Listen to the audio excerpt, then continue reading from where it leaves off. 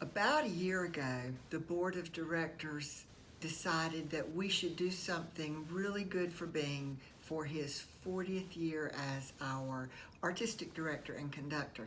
And we quickly decided that having a piece of music commissioned to honor him would be the best option.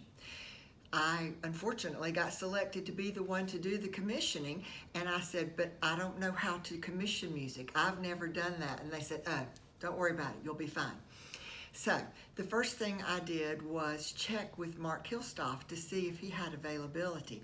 And when he told me that he could probably do this for us, I asked Hugh Floyd, who has probably commissioned a lot of music, if he would help me because I didn't know what I was doing. And Hugh said, oh, don't worry about it, you'll be fine.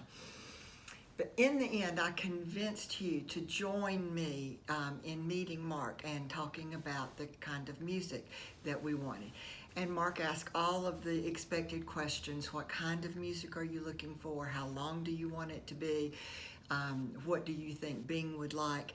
So we went through all of that, and then I said, we would like to do this as a surprise for Bing at our fall concert in October.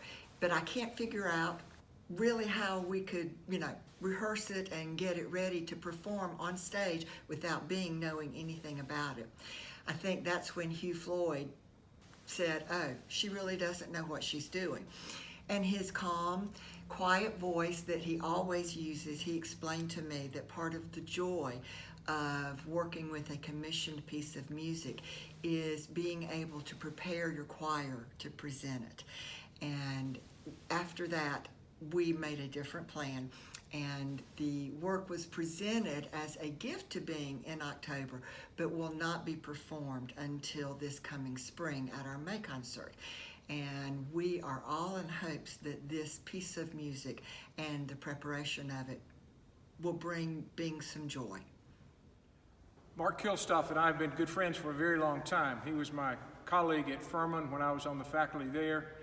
I've always enjoyed his music.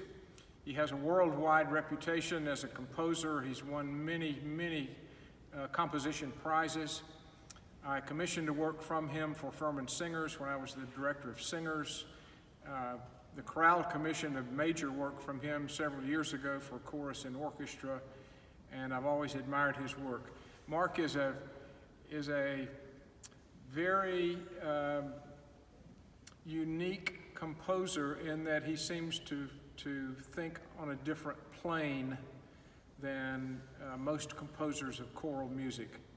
That's not to say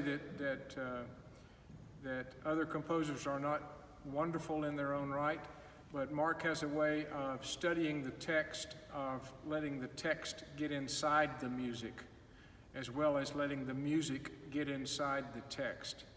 And I think the commissioned work that he did for the chorale speaks to the endless quality of song.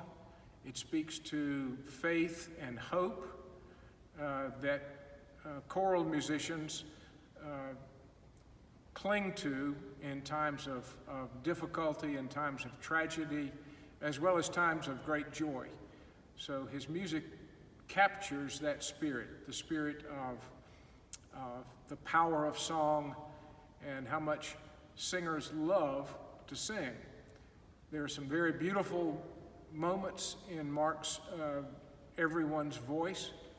There are some parts that are going to be a bit challenging to the ear, but it all relates to the text and to the meaning of the text and to the flow of the total music fabric.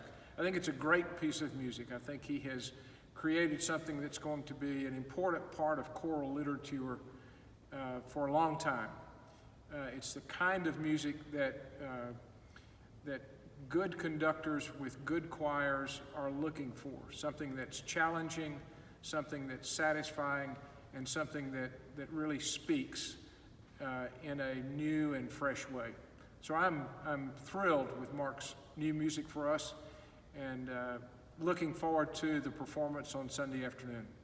I think the one thing I want to say about it, or maybe the two things I want to say about it, first of all, is that a piece, in my experience, a new piece always heads in a certain direction. So Bing and I were working out the text, and I think paramount in terms of what we were trying to achieve was finding a text that would talk about singing, would celebrate communal singing, would celebrate music, and as the muse or the spirit or whatever you would like to call it usually ends up achieving is something more. And so as I was putting the last notes on the page is when the war in Ukraine broke out.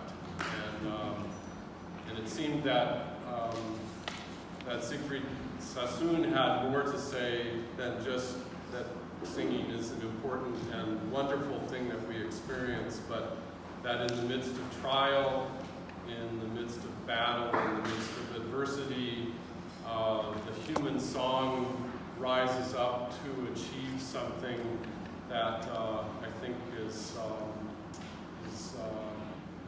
very hard to articulate. And that's why this song is wordless.